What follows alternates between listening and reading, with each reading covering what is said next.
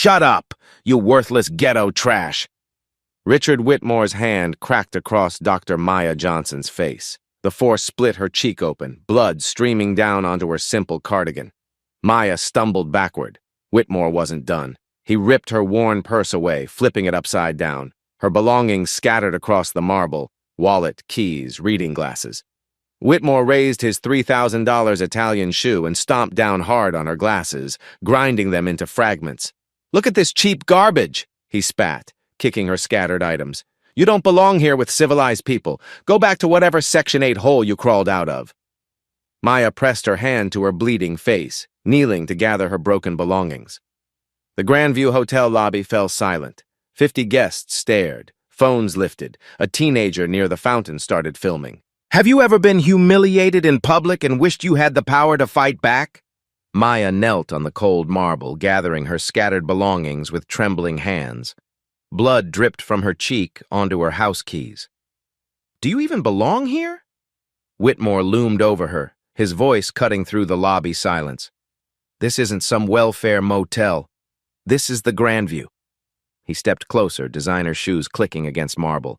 "Look at you. Second-hand clothes, plastic watch, probably can't even afford the valet parking." Maya's fingers found her reading glasses, now twisted metal and shattered lenses. She looked up at him, blood still flowing. "Sir, I'm just waiting for—" "Waiting!" Whitmore's laugh was sharp. "For what? Your cleaning shift to start?" Near the concierge desk, 17-year-old Emma Rodriguez couldn't believe what she was seeing. She'd been filming TikToks in the lobby when the slap happened. Now she quickly switched to Instagram Live. "OMG, guys, racist attack happening right now at Grandview Hotel," she whispered to her phone. The viewer count started climbing. 47, 134, 298. Patricia Carter, the afternoon manager, approached cautiously. She'd worked hospitality for 12 years, but this situation made her stomach clench. The guest in the expensive suit was clearly agitated, and there was blood on the floor.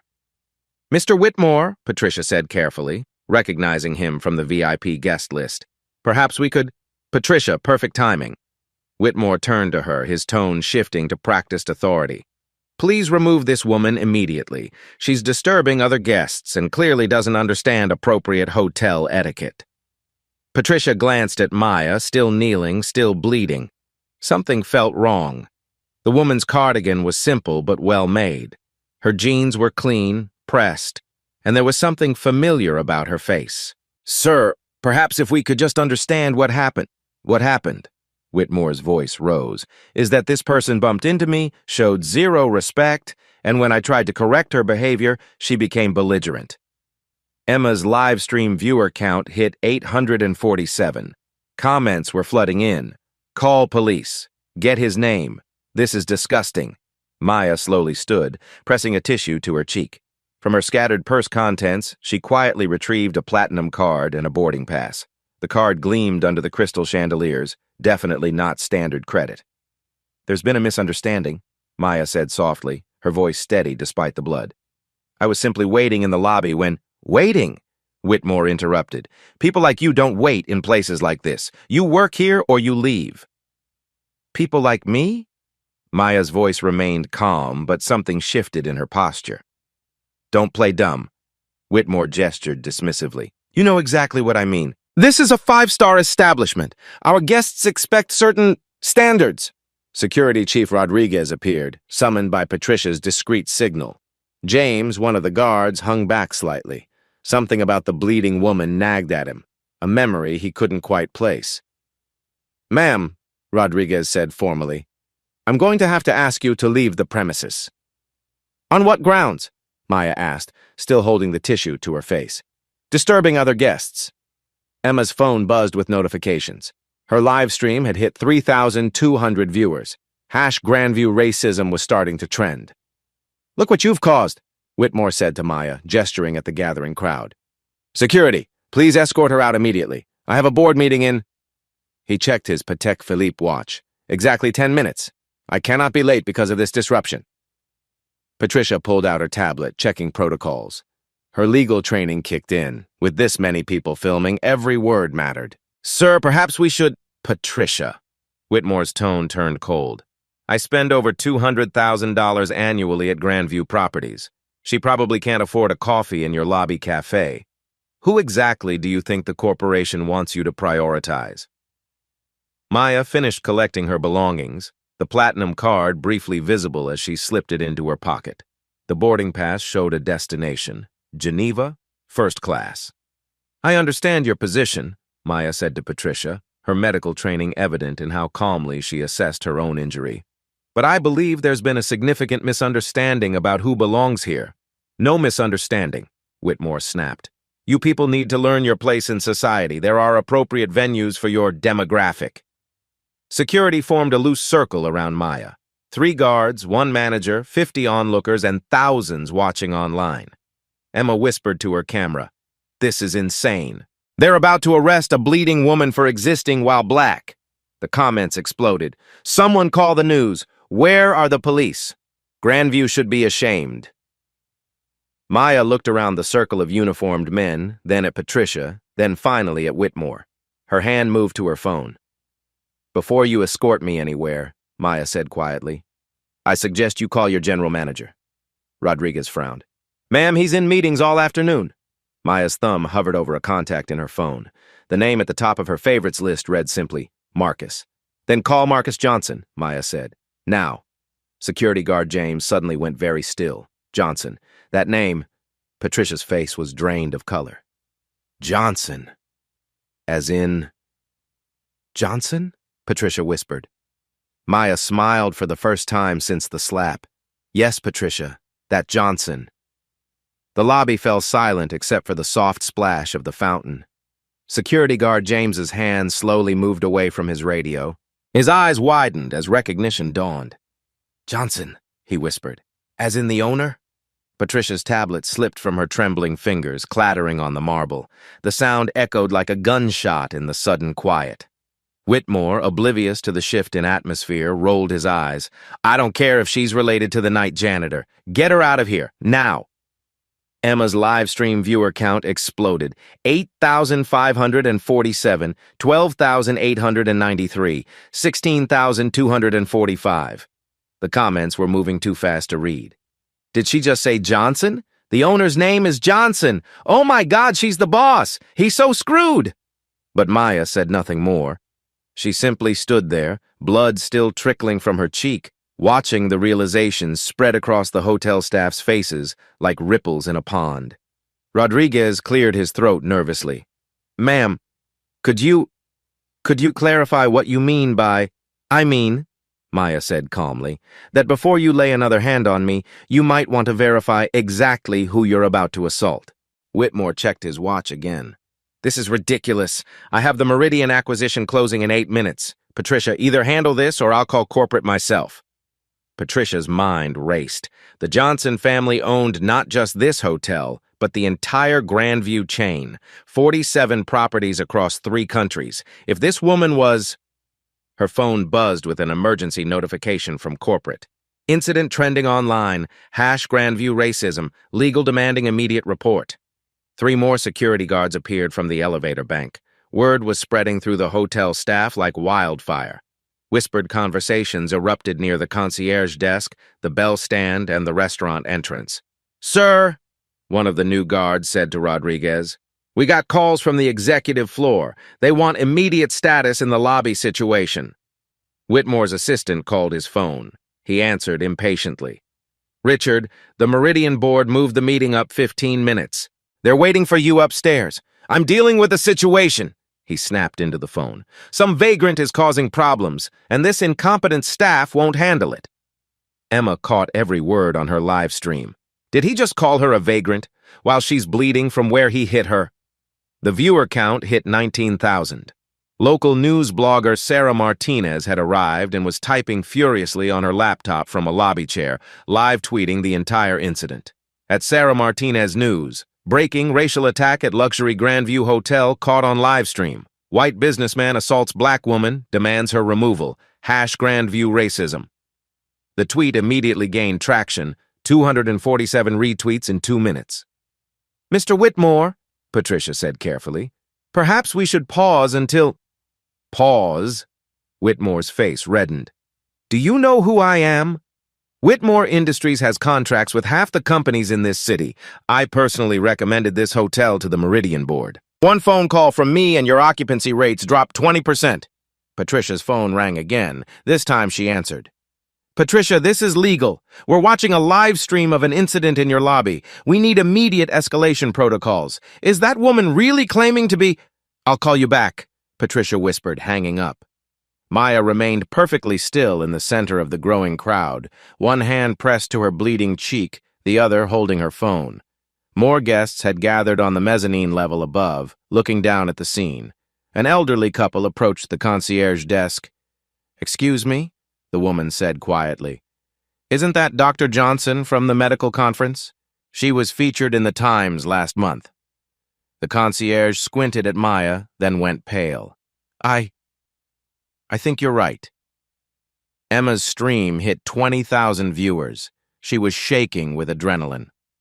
"Guys, I think she's actually the owner's wife," she whispered to her camera. "This dude just slapped the boss lady." A notification popped up on Maya's phone screen. Missed call from Marcus, then another, and another. "Ma'am," Rodriguez said, "we really need you to—" "Touch me," Maya interrupted quietly, "and find out exactly how much legal trouble this hotel can handle in one afternoon." Something in her tone made everyone freeze. This wasn't a threat. It was a statement of fact. The assistant manager, David, appeared from the business center, breathless. "Patricia, corporate is on line 1. They say there's a crisis management situation developing and—" He stopped mid-sentence, seeing the blood on Maya's face and the circle of security guards. "What the hell is happening here?" David demanded. "This gentleman," Maya said calmly, gesturing to Whitmore, "believes he has the authority to assault guests and order their removal based on his personal prejudices." "Personal prejudices?" Whitmore exploded. "I'm trying to maintain standards in this establishment. Look at her. She clearly doesn't belong here." David looked at Maya more carefully. Her cardigan was simple but clearly expensive. Her jeans were designer, and there was something familiar about her face. "Ma'am, have we met before?" he asked hesitantly. Maya's phone buzzed with a text. "Saw the live stream. On my way down. Marcus." A slow smile spread across Maya's face. "Something funny?" Whitmore demanded. "You think assaulting hotel guests is amusing?" "Assaulting?" Maya looked around the circle of witnesses. "Yes, let's talk about assault. You slapped me, destroyed my property, and used racial slurs, all captured on multiple cameras and broadcast to—" She glanced at Emma's phone. 21,000 people and counting. Sarah Martinez's laptop chimed with notifications. Her Twitter thread was exploding across social media platforms. "Now listen here." "No, you listen." Maya's voice remained soft, but every word cut like a blade. "You've made 3 critical errors today, Mr. Whitmore." She held up one finger. "First, you assumed you knew who I was based on my appearance." A second finger. "Second, you assumed this staff would prioritize your comfort over basic human decency." A third finger. "Third, and most importantly, you assumed you had more power in this situation than I do." The elevator dinged across the lobby. Maya's eyes flicked toward the sound, and her smile widened. "You're about to learn how wrong you were about all 3. Whitmore followed her gaze and saw a tall, imposing black man in an impeccable charcoal suit striding across the lobby. The staff immediately straightened, recognition and relief flooding their faces. "Who the hell is that?" Whitmore muttered. "That," Maya said, her voice filled with quiet satisfaction, "is my husband." The man approached their group with measured steps, his dark eyes taking in the scene, his wife's bleeding face, the scattered belongings, the circle of security guards, and the well-dressed white man standing defiantly in the center of it all. "Maya," he said softly, his voice carrying the weight of absolute authority. "Are you all right?" She touched her cheek. "I'm fine, Marcus, but we need to have a conversation about how your staff handles guests." Marcus Johnson, CEO of Grandview Holdings, owner of a $2.3 billion hotel empire, looked from his wife to Whitmore to the circle of nervous employees. "Patricia," he said quietly. "Rodriguez, James, conference room now." Then his eyes settled on Whitmore, who was finally beginning to understand that something had gone very, very wrong. "And Mr. Whitmore," Marcus continued, his tone pleasant but deadly, I believe you and I need to discuss your definition of appropriate behavior in my hotels. Emma's live stream exploded past 25,000 viewers as she whispered breathlessly to her camera, "Oh my God! She's married to the owner of the entire hotel chain. He just slapped the boss's wife." The lobby atmosphere shifted like air pressure before a storm. Marcus Johnson's presence commanded immediate attention. Even guests on the mezzanine level stopped their conversations to watch. Whitmore, still oblivious, stepped forward aggressively. "Listen, whoever you are, this woman has been disrupting my business meeting. I need her removed immediately." Marcus's eyes never left his wife's bleeding face. "Your business meeting?" "Yes, the Meridian acquisition. I'm Richard Whitmore of Whitmore Industries, and I don't have time for—" "Mr. Whitmore." Marcus's voice was perfectly calm. "Step away from my wife." The words hit the lobby like a physical blow. Emma's live stream exploded with reactions. "Wife! He said wife!" "Oh no, oh no, oh no. Whitmore's done."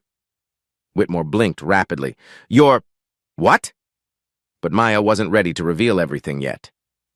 Instead, she walked calmly to the concierge desk, her movements deliberate and controlled despite the blood on her cheek. "Maria," Maya said to the concierge, who immediately straightened with recognition and relief. "Mrs. Johnson, are you all right? Should I call the doctor?" "I'm fine.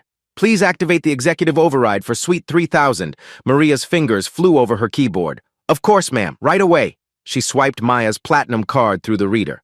The system beeped once, then displayed in large green letters, "Executive override activated. Welcome, Mrs. Johnson, board chairwoman." Patricia's face went white as bone. She recognized that screen. Only 3 people in the world had executive override access: the CEO, the board chairman, and... Rodriguez stepped backward involuntarily. James removed his hand from his radio entirely. David, the assistant manager, stared at the screen in horror. "Mrs. Johnson, I'm exactly who I've always been," Maya said quietly. "The question is why your staff assumed otherwise." Whitmore was still processing. "Johnson, wait, are you saying you're married to some hotel employee?" Marcus almost smiled. "Patricia, would you like to explain to Mr. Whitmore exactly who he just assaulted?" Patricia's voice came out as a whisper. "Sir, this is Mrs. Dr. Maya Johnson. She's the chairman of the board of Grandview Holdings." The silence stretched for 10 full seconds. Emma's viewer count hit 32,000. Her voice was barely audible. "The chairman of the board. He didn't just slap the owner's wife, he slapped the boss of the owner." Whitmore's mouth opened and closed without sound. The color drained from his face like water from a broken dam. "No," he said finally. "No, that's impossible. Look at her. She's dressed like... she doesn't look like..." "Like what, Mr. Whitmore?" Maya's voice carried a new authority. "Like someone who belongs in your world?" Maya's phone rang. She answered the speaker.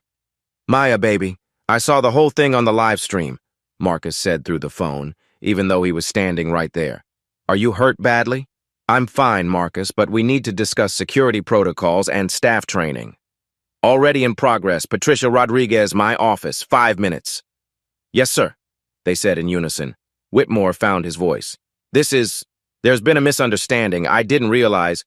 "You didn't realize what?" Maya interrupted. "That black women can own businesses? That we can afford luxury hotels? That we deserve basic human respect?" Around the lobby, phones were recording everything. Sarah Martinez was typing furiously, her Twitter thread gaining momentum by the minute. I apologize if there was any confusion." "Confusion?" Marcus stepped closer to Whitmore. "You slapped my wife. You destroyed her property. You called her racial slurs, on camera, in front of witnesses." Maya held up her hand. She wasn't done revealing the full scope of Whitmore's mistake. "Mr. Whitmore, you mentioned the Meridian acquisition?" Maya asked conversationally. "Yes, it's a critical deal for my company." "The one scheduled for Conference Room B on the 47th floor?" Whitmore nodded eagerly, grasping for any connection that might save him. Maya smiled. "I should mention, I'm the lead consultant on that deal. The Johnson Foundation holds the deciding vote on the acquisition approval." The lobby went silent again. Even the fountain seemed quieter. What? Whitmore's voice cracked. The medical research component of the Meridian deal? That's my specialty. The board specifically requested my assessment before proceeding. Emma whispered to her camera. She's not just the hotel owner. She's deciding whether his business deal happens. In fact, Maya continued, pulling out her phone, I believe you're about 5 minutes late for our meeting. She showed him her calendar. There it was. 3 p.m., Meridian Acquisition Review, Richard Whitmore, CEO. Whitmore stared at the screen like it was written in hieroglyphics. So let me understand this correctly, Maya said, her voice clinical and precise. You assaulted the person who determines whether your company's most important deal gets approved, in my hotel, on live stream, in front of 35,000 witnesses. Whitmore swayed slightly, as if the ground had shifted beneath his feet. Marcus shook his head. Maya, I think Mr. Whitmore needs to sit down. No, Maya said firmly. Mr. Whitmore needs to understand exactly what he's done, and exactly what's going to happen next. She looked around the lobby, at the staff, at the guests, at the cameras still recording. Ladies and gentlemen, Maya announced clearly, this is Dr. Maya Johnson, chairman of Grandview Holdings. What you've witnessed today is unacceptable in our hotels, in our society, and in our world. Emma's live stream hit 40,000 viewers. Comments were flowing like a waterfall. Justice is coming. Get him, Maya. This is legendary. Maya turned back to Whitmore, who was still staring at her in disbelief. You said I needed to know my place, Mr. Whitmore, Maya said softly. Let me show you what that place actually is. Maya pulled out her laptop and set it on the marble concierge counter. The screen came alive, projecting financial data onto the lobby's large display monitor for everyone to see. Let's discuss numbers, Mr. Whitmore, Maya said, her voice carrying the authority of someone who controlled billions, since you seem to believe economic leverage matters more than human decency. The first slide appeared. Grandview Holdings, annual revenue, $2. 347 billion. Whitmore stared at the massive number, his earlier confidence evaporating. Your annual spending across our 47 properties, Maya continued, clicking to the next slide, totals $347,000. That represents exactly 0.0148% of our revenue. Emma's live stream chat exploded. She's destroying him with math. The next slide showed a pie chart. Whitmore's contribution was a sliver so thin it was barely visible. To put that in perspective, Maya said calmly, we make your entire annual spending in approximately 6 hours. Patricia watched from the sidelines, her hands trembling as she realized the magnitude of what had occurred. This wasn't just an incident. It was a complete corporate disaster unfolding in real time. Marcus stepped closer to the display. Maya, show him the guest policy. Maya nodded and pulled up the official Grandview Guest Code of Conduct. She read aloud, Section 12, 3. Discrimination, harassment, or assault against any person on Grandview properties results in immediate banishment from all facilities and potential legal action. Section 12.4. Violations involving racial bias carry additional penalties, including contract termination for corporate clients. The policy filled the screen in large, clear text. Every guest in the lobby could read the exact words that now applied to Whitmore's situation. Rodriguez shifted uncomfortably, realizing how close he'd come to violating company policy by supporting the aggressor. Whitmore's phone was buzzing frantically. His assistant, his lawyers, his board members, everyone was calling after seeing the viral live stream. Your company holds office leases in 12 of our commercial properties, Maya continued, clicking through detailed spreadsheets. Annual value, $2.8 million. Your tech firm has partnerships with Johnson Medical Foundation worth $15.7 million annually. She clicked again. Your personal investment portfolio includes $3.2 million in Johnson Holdings stock.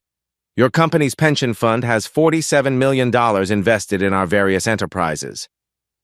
Emma whispered to her camera. He's invested in the company of the woman he just attacked. More data filled the screen. Contract details, lease agreements, partnership terms, all interconnected with the Johnson empire. You can't, Whitmore stammered. You can't destroy my entire business over one incident. One incident? Maya's voice cut like ice. Let me show you what this one incident really represents. She opened her phone and began reading from her contacts. Senator Williams, Committee Chair for Corporate Accountability. Attorney General Morrison's office, Justice Department Civil Rights Division, FBI Hate Crimes Unit. Each name hit Whitmore like a physical blow. You see, Mr. Whitmore, I'm not just a hotel owner. I'm the lead medical consultant for the Federal Discrimination Task Force. This incident isn't just a hotel matter, it's a federal case study.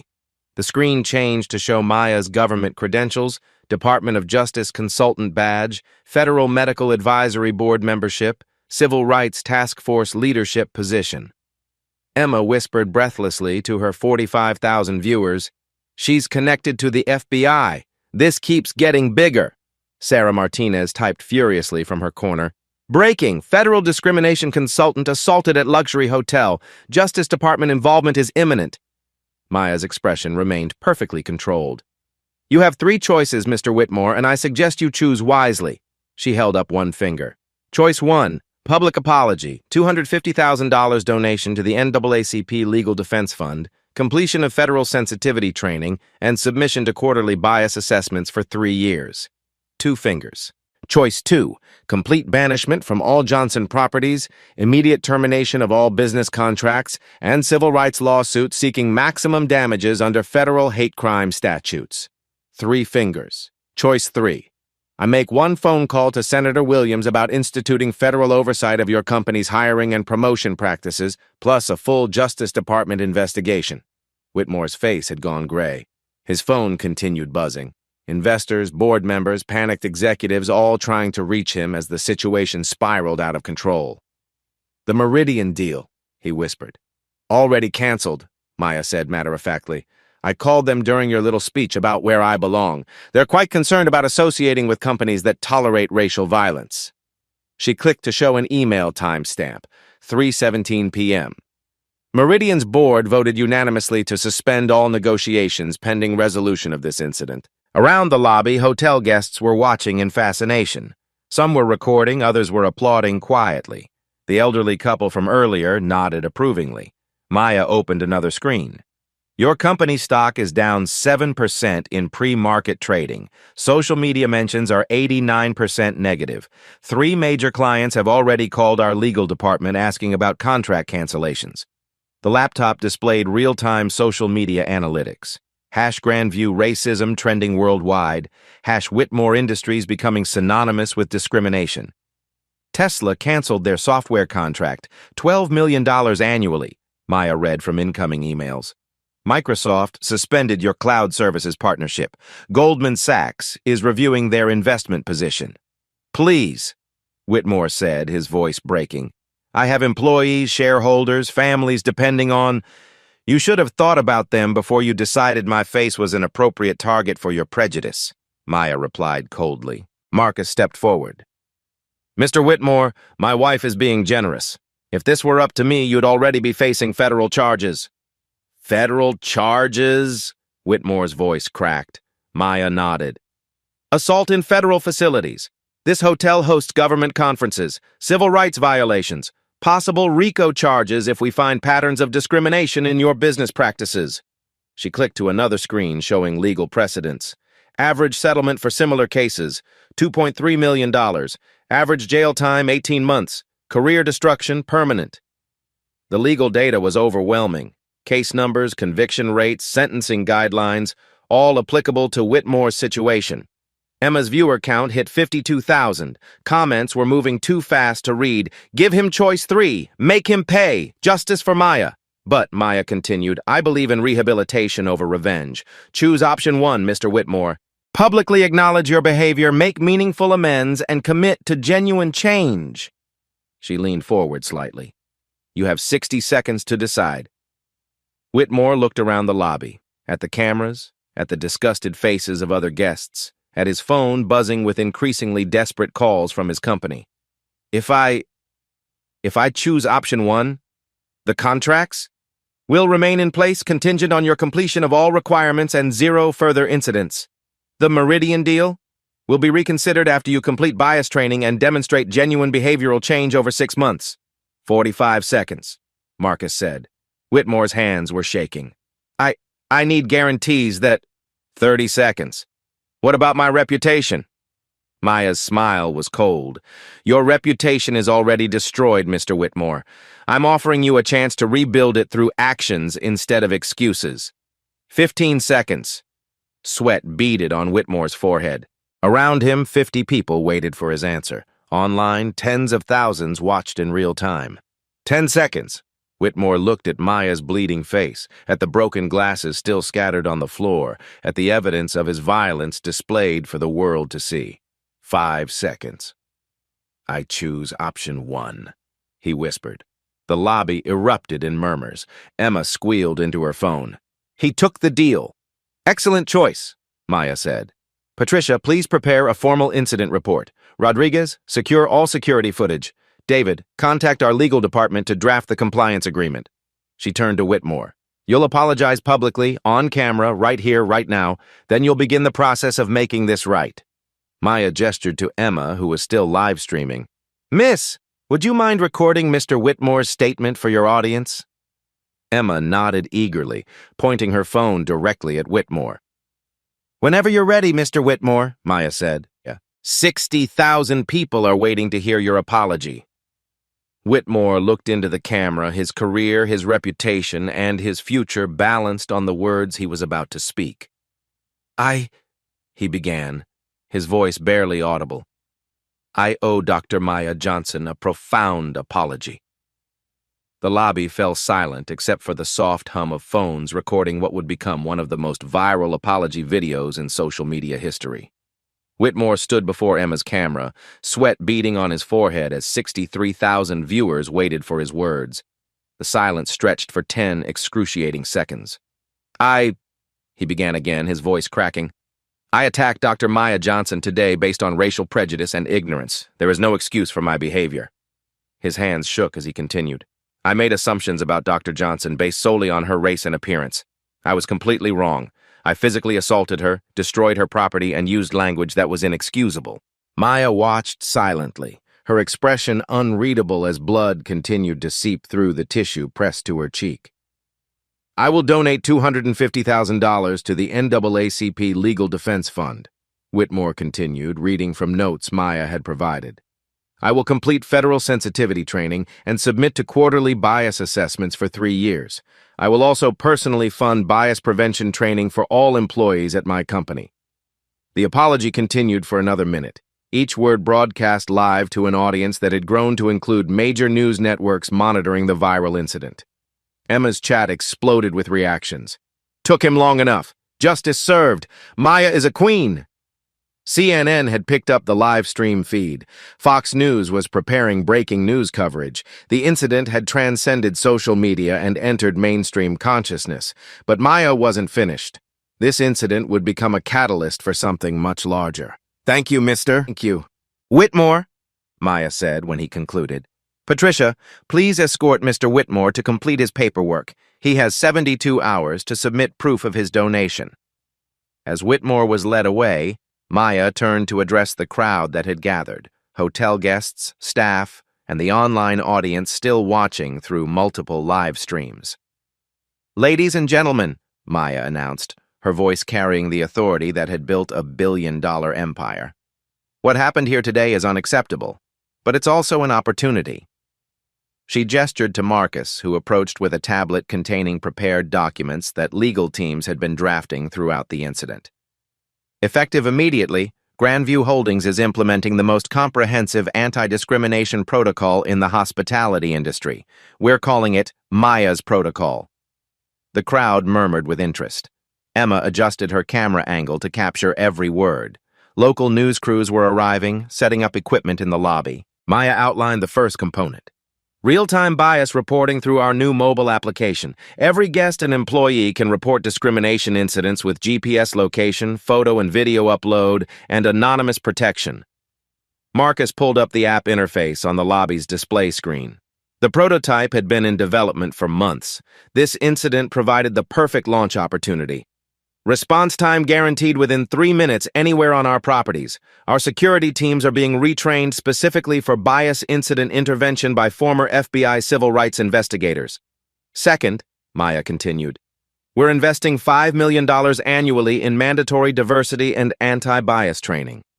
Not corporate workshops, real education developed in partnership with the Justice Department. She clicked through detailed curriculum slides, implicit bias recognition, de-escalation techniques, cultural competency, legal frameworks, and intervention strategies. Patricia, who had returned from processing Whitmore's paperwork, stepped forward. Mrs. Johnson, will this training apply to management as well? Especially management, Maya replied firmly. 40 hours annually for every employee, from housekeeping to executive leadership. No exceptions. Training records will be publicly audited quarterly. Rodriguez, still visibly shaken by how close he'd come to making a catastrophic mistake, raised his hand. What about enforcement, ma'am? Maya smiled, the first genuine smile since the incident began. Excellent question. Third component, an independent bias incident review board with authority to terminate anyone at any level for discriminatory behavior. The board composition appeared on screen: civil rights attorneys, community leaders, former Justice Department officials, and employee representatives. The lobby buzzed with conversation. This wasn't just policy change, it was an industry revolution. Fourth, artificial intelligence monitoring of our security systems to detect aggressive behavior patterns and alert supervisors immediately. No more incidents will go unnoticed. Marcus added technical details. The AI system will analyze voice stress, aggressive postures, and crowd dynamics. When potential bias incidents are detected, alerts go to management, security, and our legal team simultaneously. The technology demonstration showed real-time analysis of lobby interactions with color-coded threat assessments and automatic recording triggers. Fifth, guest behavioral scoring, Maya announced. Discriminatory behavior will follow guests across all our properties. Repeat offenders lose access permanently. Emma whispered to her camera. She's basically creating a discrimination credit score for hotel guests. This is revolutionary. The scoring system interface showed detailed metrics: previous incident reports, staff interaction ratings, complaint patterns, and social media behavior analysis. Maya wasn't done. Sixth, financial incentives for bias prevention. Employees who successfully intervene in discrimination incidents receive bonuses ranging from $500 to $5,000. Departments with zero bias reports get additional funding for equipment and training. The crowd was hanging on every word. Sarah Martinez was typing frantically, already drafting the story that would make international headlines within hours. Seventh, partnership with civil rights organizations for ongoing monitoring and assessment. We're not grading ourselves. External experts will evaluate our progress quarterly. Partnership agreements appeared on screen. NAACP, Anti-Defamation League, Southern Poverty Law Center, and local community organizations. Marcus stepped forward. We're also working with Senator Williams to propose federal legislation requiring similar protocols across the entire hospitality industry. Maya nodded. This incident with Mr. Whitmore reminded me why we started the Johnson Foundation. Education changes hearts, but accountability changes behavior. She looked directly into Emma's camera. To everyone watching, this is how we respond to hate, not with violence, not with revenge, but with systematic change that protects everyone who comes after. The applause started slowly, then built to a roar. Hotel guests, staff members, and even some of the security guards who had initially supported Whitmore were clapping enthusiastically. Technology integration will begin next week, Maya announced over the applause. The bias reporting app launches in 30 days across all 47 properties. Training starts immediately. Patricia approached with a legal document. Mrs. Johnson Corporate Legal has approved the protocol implementation. They're also recommending we share the framework with industry competitors. Excellent, Maya replied. We're not looking for competitive advantage here. We're looking for industry transformation. Marcus pulled up financial projections. Initial investment, $5 million annually. Expected benefit, increased customer satisfaction, reduced legal costs, improved staff retention, and enhanced brand reputation. Early modeling showed potential revenue increases of $47 million annually from improved customer loyalty and positive publicity. The numbers are already improving, Patricia reported, checking her tablet. Guest satisfaction surveys from just the last hour show a 23% increase in positive ratings. Social media sentiment analysis showed overwhelmingly positive responses to Maya's leadership and the hotel's response. Emma's viewer count had stabilized at 78,000, with thousands of comments praising Maya's approach and sharing their own discrimination experiences. "One more thing," Maya said, addressing the crowd. "Mr. Whitmore's incident was captured by a brave young woman who chose to document injustice rather than ignore it." She gestured to Emma. "Miss Rodriguez, please join me." Emma approached nervously, still holding her phone, overwhelmed by the attention and positive response to her live stream. "For your courage in documenting discrimination and helping hold someone accountable, Grandview Holdings is awarding you a $10,000 scholarship and an internship in our Civil Rights Compliance Department." Emma's jaw dropped. The live stream chat went wild. Emma got rewarded. Justice for everyone. Maya is changing the world. "We need more people willing to stand up and speak out," Maya continued. "Bystander intervention saves lives and prevents injustice." Marcus announced the final component, staff empowerment protocols. Any employee can now immediately ban discriminatory guests without management approval. Protection from retaliation is guaranteed by law. Legal protections were comprehensive. Wrongful termination insurance, legal defense funds, and whistleblower rewards for reporting discrimination. James, the security guard who had initially recognized Maya's name, stepped forward. "Mrs. Johnson, I should have acted sooner. I knew something wasn't right." Maya nodded appreciatively. "James, you did recognize the situation. Going forward, trust that instinct. You have the authority and protection to intervene immediately." Rodriguez added, "Ma'am, what about staff who make mistakes like I almost did?" "Education, not termination," Maya replied. "Unless the behavior is intentionally discriminatory, mistakes born from confusion can be corrected through training." Patricia checked her phone. "Mrs. Johnson, we're getting calls from Marriott, Hilton, and Hyatt. They want to license Maya's protocol for their properties." "Schedule meetings for next week," Maya instructed. "This framework belongs to the industry, not just to us." The lobby had transformed from a scene of violence and discrimination into a classroom for social justice. Hotel guests were asking questions, staff members were taking notes, and online viewers were sharing the live stream globally. "One final announcement," Maya said. "We're establishing the Dignity Awards, annual recognition for businesses that eliminate bias through systematic change, not just corporate statements." Award criteria included measurable discrimination reduction, employee satisfaction improvements, community partnership development, and innovative prevention technologies. She looked around the lobby one last time, taking in the faces of people who had witnessed both the worst and best of human behavior in a single afternoon. "Power isn't about controlling others," Maya concluded. "It's about creating systems where everyone's dignity is protected automatically." The applause was thunderous. Emma's live stream reached 85,000 viewers as Maya and Marcus walked toward the elevators, leaving behind a hotel and an industry forever changed. 6 months later, Maya stood at the podium of the United Nations Human Rights Council in Geneva, addressing delegates from 193 countries. The same woman who had been slapped and humiliated in a hotel lobby was now presenting the Grandview model as a global standard for bias prevention. "Today I speak not as a victim," Maya began, her voice carrying across the assembly hall, "but as proof that dignity isn't negotiable and systematic change is possible." Behind her, a massive screen displayed the results. 0 discrimination incidents across all 47 Grandview properties. Guest satisfaction up 34%. Staff retention improved 52%. Revenue increased $73 million. In the audience, Emma Rodriguez, now a sophomore at Harvard studying civil rights law on her Grandview scholarship, live-streamed the speech to her 2.3 million followers. "6 months ago, a man named Richard Whitmore believed he could determine my worth based on my skin color," Maya continued. "Today, his actions have sparked a movement that spans continents." The transformation had been remarkable.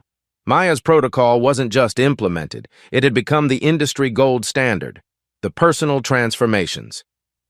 Back in Chicago, Richard Whitmore completed his 200th hour of community service at a Southside community center. The humbled executive now worked directly with families affected by discrimination, his quarterly bias assessments consistently showing genuine improvement. "Dr. Johnson saved my life," he told the camera crew documenting his journey. "She could have destroyed me, but instead she chose to reform me. His company, after initial stock losses, had recovered stronger than ever.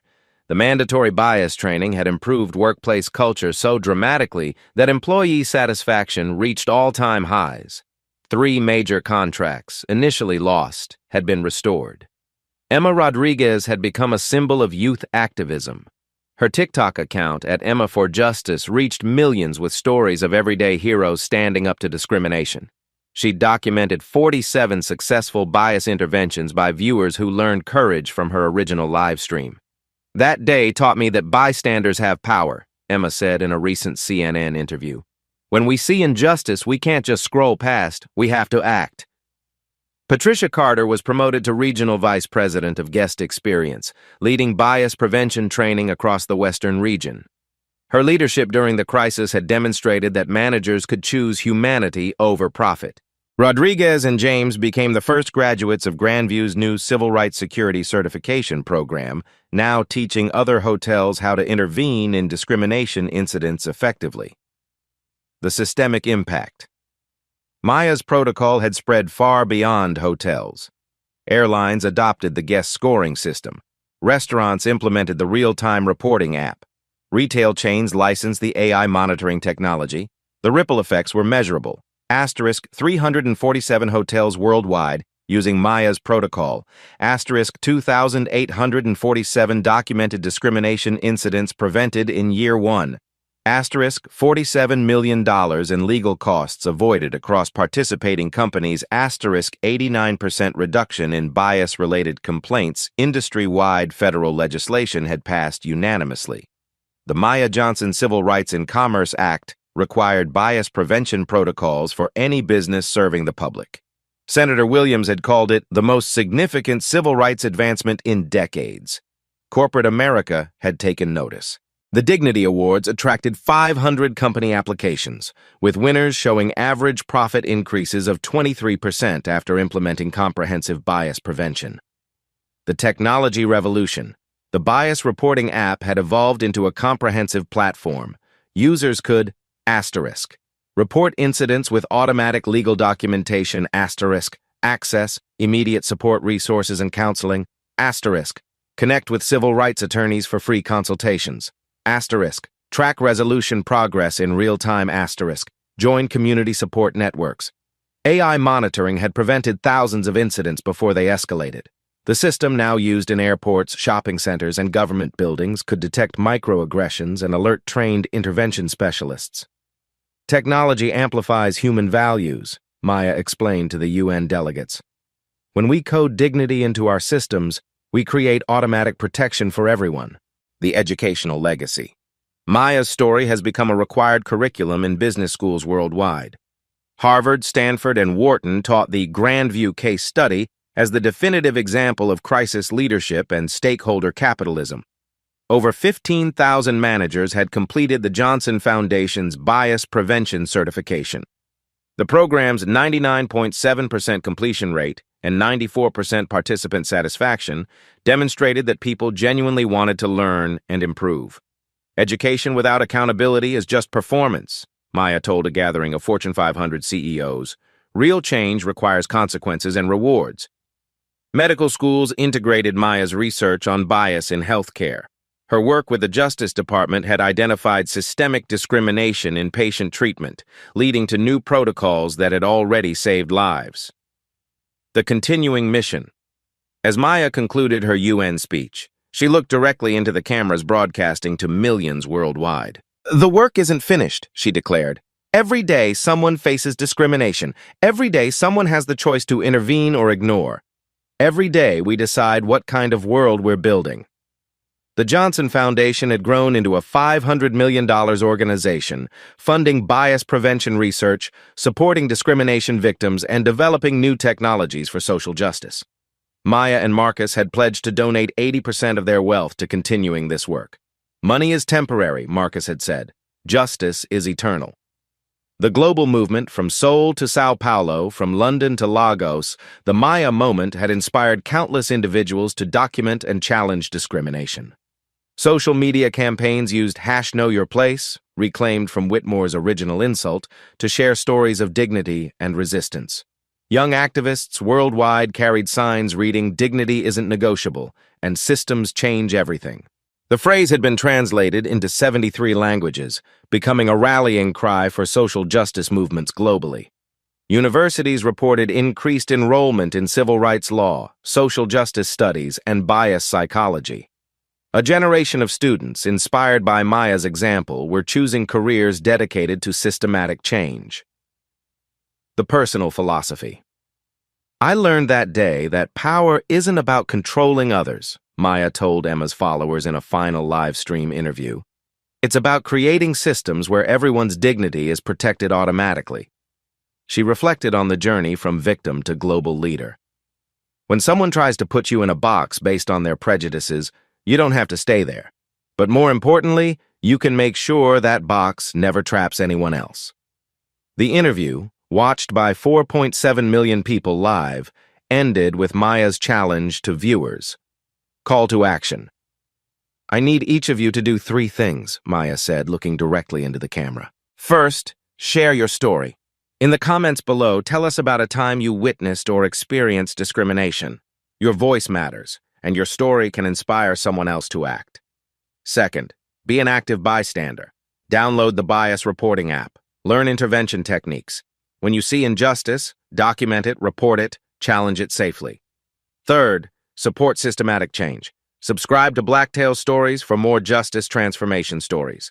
Follow the Johnson Foundation for updates on bias prevention research. Vote for leaders who prioritize civil rights." She paused, the weight of transformation evident in her eyes. 6 months ago, Richard Whitmore told me to know my place. Today, I know my place is wherever dignity needs defending, wherever systems need changing, wherever people need hope. This story isn't about revenge, it's about prevention. When we change systems, we change lives. When we change lives, we change the world. Thank you for watching, for caring, and for joining this movement.